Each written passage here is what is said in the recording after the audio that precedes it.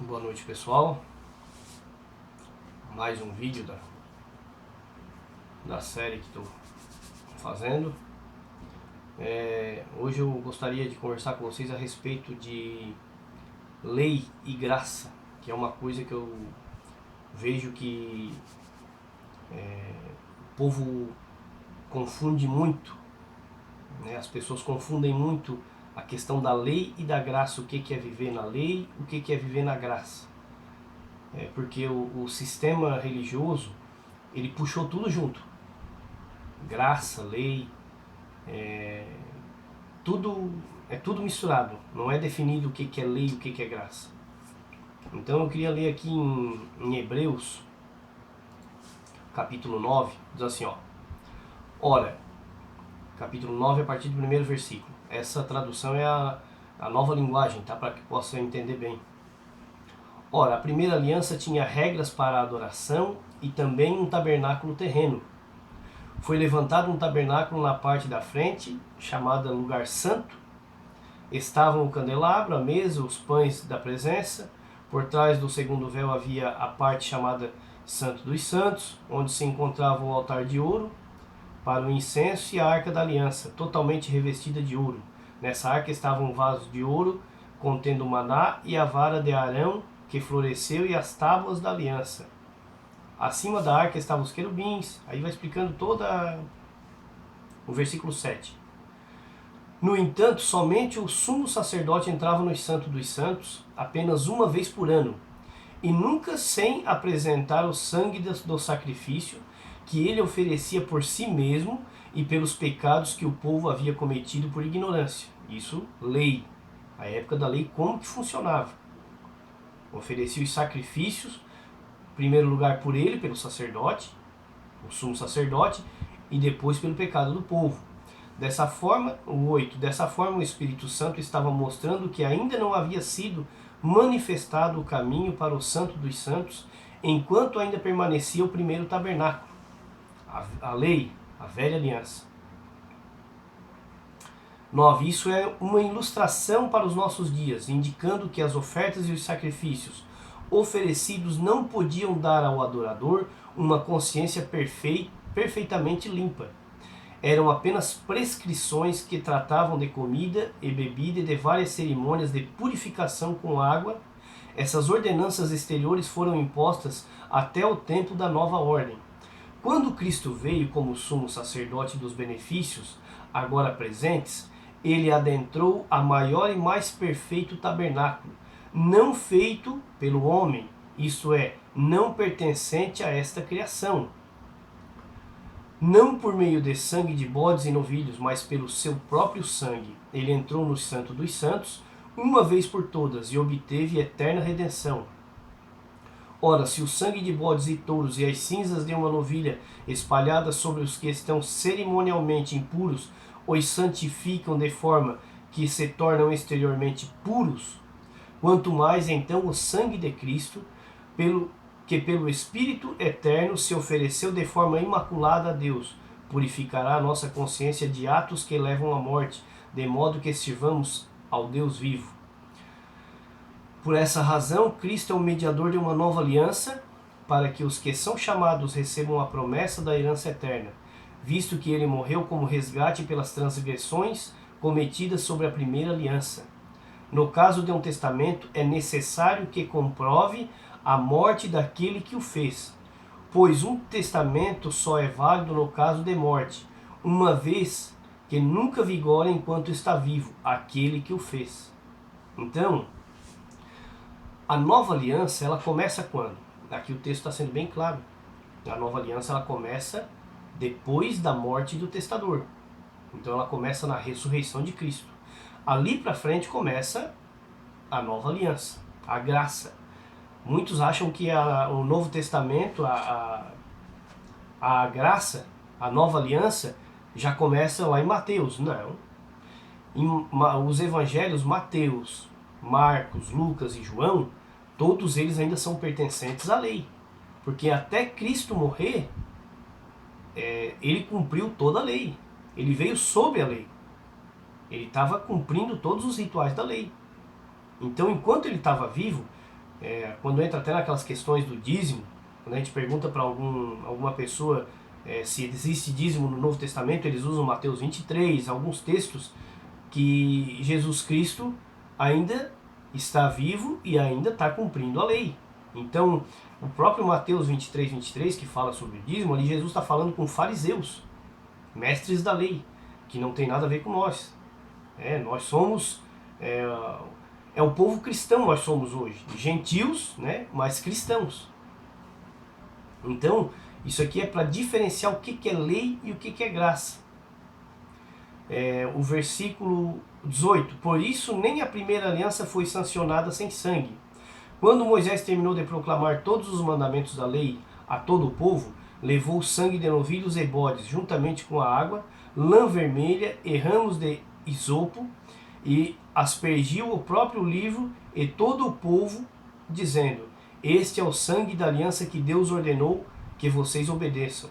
Da mesma forma, aspergiu com o sangue o tabernáculo e todos os utensílios das suas cerimônias. De fato, segundo a lei, quase todas as coisas são purificadas com sangue, e sem derramamento de sangue não há perdão. Portanto, era necessário que as cópias das coisas que estão nos céus fossem purificadas com esse sacrifício, mas as próprias coisas celestiais com sacrifícios superiores. Pois Cristo não entrou em santuário feito por homens, uma simples representação do verdadeiro. Ele entrou no próprio céu, para agora se apresentar diante de Deus em nosso favor. Não, porém, para se oferecer repetidas vezes à semelhança do sumo sacerdote que entra no Santo dos Santos todos os anos com sangue alheio. Se assim fosse, Cristo precisaria sofrer muitas vezes desde o começo do mundo, mas agora ele apareceu uma vez por todas e no fim dos tempos para aniquilar o pecado mediante o sacrifício de si mesmo. Aí, a gente vai para Hebreus 10, ali era o 9. A lei traz apenas uma sombra dos benefícios que hão de vir, e não a realidade dos mesmos. Por isso ela nunca consegue, mediante aos mesmos sacrifícios repetidos, ano após ano, aperfeiçoar os que se aproximam para adorar. Se pudesse fazê-lo, não deixaria de ser oferecidos. Pois os adoradores, tendo sido purificados uma vez por todas, não mais se sentirão culpados dos seus pecados. Contudo, esses sacrifícios são uma recordação anual dos pecados, pois é impossível que o sangue de touros e bodes tire pecados. Por isso, quando Cristo veio ao mundo, disse: sacrifício e oferta não quiseste, mas um corpo me preparastes. De holocausto e ofertas pelo pecado não te agradastes. Então eu disse: aqui estou, Cristo falando, aqui estou, no livro está escrito a meu respeito, vim para fazer a tua vontade, ó Deus. Primeiro ele disse: sacrifícios, ofertas, holocaustos e ofertas pelo pecado não quisestes, nem deles te agradastes, os quais eram feitos conforme a lei. Então acrescentou: aqui estou, vim para fazer a tua vontade. Ele cancela o primeiro para estabelecer o segundo. Pelo cumprimento dessa vontade fomos santificados por meio do sacrifício do corpo de Jesus Cristo oferecido uma vez por todas. Dia após dia, todo sacerdote apresenta-se e exerce os seus deveres religiosos. Repetidamente oferece os mesmos sacrifícios, que nunca podem remover os pecados. Então, esse texto aqui ele é um texto muito claro a respeito do que é lei e o que é graça. Por que nós hoje não praticamos mais nada referente à lei? Porque em Gálatas, e aqui entra até o próprio dízimo, para você que é dizimista, fala de boca cheia que é dizimista, lê lá em Gálatas, no capítulo 3, o verso 9 diz assim, ó, assim, os que são da fé são abençoados juntamente com Abraão, homem de fé. Já os que são pela prática da lei estão debaixo de maldição, pois está escrito: maldito todo aquele que não persistir em praticar todas as coisas escritas no livro da lei. É evidente que diante de Deus ninguém é justificado pela lei, pois o justo viverá pela fé. A lei não é baseada na fé, pelo contrário, quem praticar estas coisas, por elas viverá. Então, a você que pratica a lei com gosto, que pratica o dízimo, que é da lei, com gosto, que tem muitos que dizem que o dízimo é de antes da lei. Não, o dízimo é da lei, está lá em Levíticos. É só ler lá, que lá em Levíticos ele foi colocado na lei, o dízimo. Então, os dízimos que tem antes da lei, que foi de Abraão e de Jacó, foram espontâneos. Não tinha nada de mandamento do Senhor. Foi uma coisa espontânea, partiu uma vez só de Abraão. E Jacó, quando chegou naquela terra, disse: o Senhor é que me abençoar, de tudo que eu ganhar eu vou te dar os 10%. Então é uma coisa voluntária, não tem nenhuma obrigação. Aí em Levítico, sim, aí entra na lei. Então, como o dízimo é da lei, e você pratica o dízimo e de boca cheia diz que é dizimista fiel, pense bem, você não vai ser julgado pela graça. Você está debaixo de maldição. E você vai ter que praticar todas as coisas que estão escritas no livro da lei. Não existe esse negócio de que, como muitos fazem, que pegam só o dízimo, só o que agrada, só o que é dinheiro. O restante da lei eles deixam de lado. Que é, se o filho desobedecer, apedrejar o filho, se pegar em ato de adultério, apedrejar até a morte, e tantas outras coisas que a lei tem. Não, mas eles pegaram só o dinheiro, só aquilo que é bom. Então, a notícia triste que eu tenho para dar para vocês é assim, ó. Vocês estão debaixo de maldição. Pense bem. Então, voltando para a questão da lei. Por que a gente precisa diferenciar o que é lei e o que é graça? Se eu aceito a Cristo, e aqui em Hebreus 10 diz bem claro, quer ver aqui, ó. Deixa eu só achar o texto aqui. Capítulo 13, o versículo 13 do capítulo 10. Daí em diante ele está esperando até que os seus inimigos sejam colocados como estrado dos seus pés. Aqui está falando de Jesus Cristo. Porque por meio de um único sacrifício ele aperfeiçoou para sempre os que estão sendo santificados. Por meio de um único sacrifício. O sacrifício dele foi suficiente. Nós não precisamos mais fazer sacrifício nenhum. Como diz aqui nesse mesmo capítulo 10, aqueles que praticam rituais, os rituais praticados na lei, onde tem sacerdotes, rituais de cultos. Se vocês forem observar a maneira com que se faz um culto hoje, em praticamente todas as instituições, é o mesmo culto realizado pela Igreja Mãe, que tirou do judaísmo, aquele culto cheio de regras, um culto religioso. Por quê? Porque as pessoas ali acham que praticando religiosamente aquilo, eles são merecedores da glória de Deus, são merecedores da salvação. Então, e a palavra de Deus aqui diz bem claro que os rituais, o versículo 11, dia após dia todo sacerdote apresenta-se e exerce os seus deveres religiosos, repetidamente oferece os mesmos sacrifícios que nunca podem remover os seus pecados. Eles estão apegados à lei ainda, achando que eu ser um religioso, que é aquilo que Jesus Cristo mais bateu, a questão dos religiosos, isso vai me trazer justificação. Não vai. O que vai nos trazer justificação é eu acreditar naquele único sacrifício. Qual foi o único sacrifício? O sacrifício de Jesus Cristo. E a palavra de Deus diz em Mateus, deixa eu ver aqui, Mateus 27, versículo 51, versículo 50, depois de ter bradado novamente em alta voz, Jesus entregou o seu espírito, quando ele estava morrendo na cruz. Naquele momento, o véu do santuário rasgou-se em duas partes, de alto a baixo, a terra tremeu e as rochas se partiram. O véu do santuário se rasgou. Onde antes, lá no começo, quando eu li lá em Hebreus 9, falava que só o sumo sacerdote podia entrar uma vez por ano no Santo dos Santos, e tinha que ir amarrado com uma corda na cintura, porque se ele entrasse lá em pecado, ele morria lá dentro dos santos, eles tinham que puxar ele com uma corda porque ninguém podia chegar lá perto. Então esse véu se rasgou-se. Agora todo mundo que aceita o Cristo, como ele diz lá em João 14,6, ninguém vai ao Pai a não ser por mim. Agora, através de Cristo, nós todos temos acesso ao Santo dos Santos. Nós todos. Nós não dependemos mais de um sumo sacerdote. E o povo hoje insiste em achar que depende de um líder religioso, que precisa estar debaixo de uma direção de um líder religioso. Quero dizer uma coisa para você, meu amado, meu querido. Você não precisa de um líder religioso. Você precisa daquele que se entregou uma vez só e se sacrificou uma vez só, que é Cristo. Aí você vai dizer assim, mas eu me entreguei para Cristo.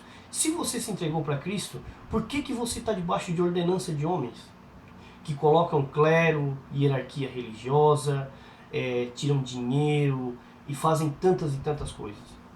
Por que você obedece isso? Porque na realidade você ainda não creu que só Cristo pode te salvar. Você ainda está na dependência de que se eu estiver debaixo de alguém, se eu estiver debaixo de uma cobertura, como muitos vão para dentro de uma instituição religiosa achando que aquela cobertura vai te salvar, aquela cobertura não vai te salvar.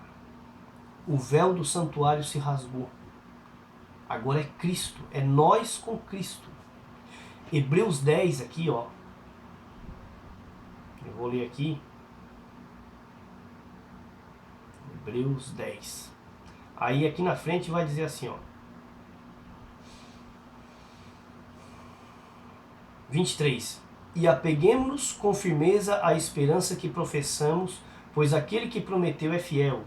E consideremo-nos uns aos outros para incentivar-nos ao amor e às boas obras. Não deixemos de reunir-nos como igreja. Não deixemos de reunirmos como igreja. Como igreja, o que seria como igreja?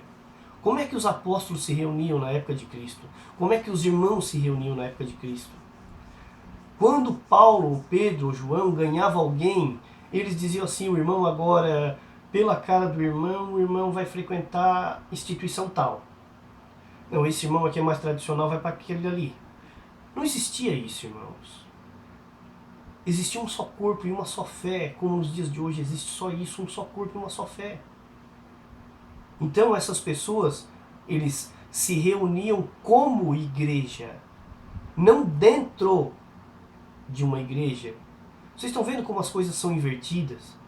Se reunir como igreja, como corpo de Cristo. Não deixemos de reunir-nos como igreja, segundo o costume de alguns, mas encorajemo-nos uns aos outros, ainda mais quando vocês veem que se aproxima o dia. Então assim, ó, o que está falando aqui? De não voltar para os costumes da lei. Continuar se reunindo como igreja. Onde é que Jesus passou a maior parte do tempo ensinando? Foi dentro de um templo? Não. Foi na beirada do mar da Galileia, no Sermão do Monte, nas casas. E os apóstolos e os discípulos continuaram o mesmo trabalho. Porque Jesus desmistificou o templo. Ele acabou com a lei. O sacrifício dele foi suficiente. Por isso que disse ali que para que valesse o Novo Testamento, o testador tinha que morrer, e ele morreu. E eu preciso acreditar que ele morreu, e eu preciso acreditar que nós estamos sobre um Novo Testamento. E esse testamento não é mais de ordenanças. Esse Novo Testamento agora é por fé. É eu me reunir com irmãos por fé, agradecendo, ajudando um ao outro, incentivando, bem ao contrário do que muitos fazem hoje, do que muitas instituições fazem hoje, que é aproveitando para dominar sobre as pessoas, para ganhar dinheiro, para comandar, para fazer um monte de coisa. Eu não me esqueço, porque tudo que a gente passou, a gente tira o que é bom e o que é ruim.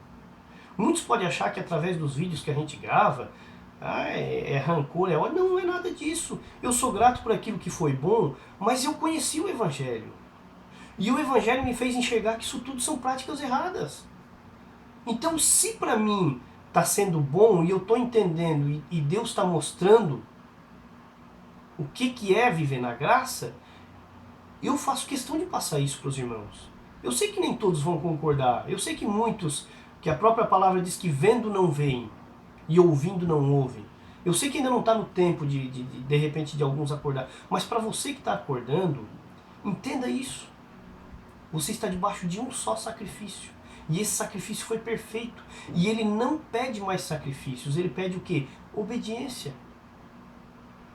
Aí então o Novo Testamento, as cartas de Paulo, Pedro e João, elas vão nos explicando como nós temos que proceder. Mas em amor, em fé, ajudando um ao outro, nos reunindo como igreja, falando sobre a palavra de Deus, aprendendo o que é lei, o que é graça, para que serviu isso, para que a gente muitas vezes, para muitos casais que a gente visita, a gente vai entrar nessas questões de lei. Muitos que estão dentro do sistema religioso acham que levita é quem canta. Eu sou levita. Da onde tirou isso? Vai para a Bíblia, meu irmão. Olha onde é que diz que levita é o que canta. Levita é servo, é da tribo de Levi, são os sacerdotes. Aqueles mesmos que lá em Malaquias 3, o Senhor está exortando os sacerdotes, não o povo. Ele está exortando os sacerdotes da tribo de Levi, que estavam fazendo o errado, que estavam roubando a Deus. Por isso que a Bíblia tem que ser lida para que a gente possa entender. Então, essa palavra de hoje, para nós encerrar, só para mostrar como realmente era uma coisa muito séria, né? Em Atos 21, se depois vocês quiserem ver, Atos 21, a partir do versículo 20, diz assim, ouvindo isso, eles louvaram a Deus e disseram a Paulo, veja, irmãos, quantos milhares de judeus creram e todos eles são zelosos da lei. Eles foram informados de que você ensina todos os judeus, está falando para Paulo aqui. Paulo, aqui em Jerusalém, porque Paulo estava voltando para Jerusalém, ele ia fazer a passagem dele em Jerusalém e Roma. Eles foram informados de que você ensina todos os judeus que vivem entre os gentios a se afastarem de Moisés, dizendo-lhes que não circuncidem seus filhos, nem vivam de acordo com os nossos costumes. Paulo já estava ensinando, sai da lei, povo. Vocês não precisam mais da lei. Então a minha mensagem, assim, para vocês essa noite, você que está assistindo esse vídeo, que ainda tem a sua mente ligada à lei, sai da lei, meu irmão. Você não precisa mais se justificar perante a lei. Você não precisa mais fazer aquilo que a lei pedia. Nós estamos agora sobre um sacrifício que foi suficiente e que não foi barato, a morte de Cristo. Para nos trazer essa paz, essa alegria, viver em espírito, viver em fé e procurar irmãos que vivam dessa forma, aprendendo que nós somos servos uns dos outros. Não estamos aqui para mandar em ninguém, aonde o sistema religioso diz que o líder é o que manda. O evangelho é completamente diferente, o líder é o que serve, não é o que manda. Ele não é dono do reino. Aonde você estiver, meu irmão, que apenas um é quem tem o poder da decisão, sai dali porque não é de Deus. Nenhum homem sozinho tem poder de decisão nenhuma.